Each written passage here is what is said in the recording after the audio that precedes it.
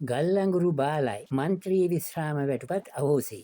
වසර 50ක කාලයක් විශ්‍රාමික පාර්ලිමේන්තු මන්ත්‍රීවරුන්ට ලැබුණු විශ්‍රාම වැටුප් අහෝසි වීම නිසා ගෞරවාන්විතව ජීවත් වීමට තිබුණු අවස්ථාව නැතිවීමෙන් ඇතැම් විශ්‍රාමික මන්ත්‍රීවරුන් දැඩි ජීවන අර්ගලයකට මැදිව සිටින බව පසුගිය දිනවල අහන්න ලැබුණා. මහජන මුදල් විවිධ ක්‍රමවලින් වංචා කර අනාගත ජීවිතය සුරක්ෂිත කර නොගැනීම ගැන ඔවුන් පසුතැවෙනව ඇති. මේ අයගේ දුක්බර අත්දැකීම් අනාගතයේ රටේ පාලන බලය හිමිවන පක්ෂවලට හා එම නායකයින්ට තදින්ම දැනෙනව ඇති. ඒ නිසා කවුරු මොන පක්ෂයකින් බලයට ආවත් හොරකම වංචාව මුල අග හෙළි නොවන ආකාරයට සදාකල් පවතීවි. මහා ජනතාව කබලෙන් ලිපට වැටෙද්දි එහෙම පාලකයින්ට නම් පොහොසත් රටක ලස්සන ජීවිතයක් නිර්මාණය වෙනවා. හැමෝම කැමති වැඩි වෙහෙසක් නැතිව දරුමුණු පුරන් ජාත්‍යන්තර පාසලකට යවන්න සැප පහසු නිවෙස් එක ඔවුන්ට ඉඩකඩම් වෙන් කර දෙන්න.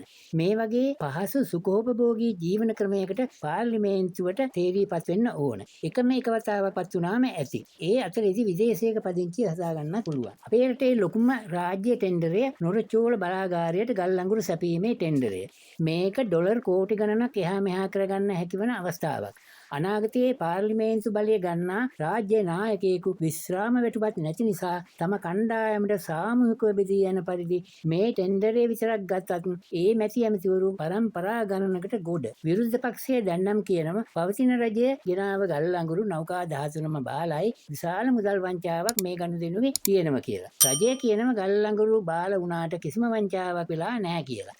රජය කියන විදිහට රජය දැනුවත්ව වංචාවක් වෙලා නැති වුණත් ඊළඟට කවදා හරි බලයට එන පක්ෂයකට මේක පූර්වාදර්ශයක් වෙලා උපක්‍රමශීලීව ගල්ලංගුරු වැනි ලොකු ටෙන්ඩර් වලදී සුවිශාල ඩොලර් කෝටි ගණනකින් තම කණ්ඩායමේ සාමූහික මතු සුඛ විහරණය සලසා ගන්න පුළුවන්.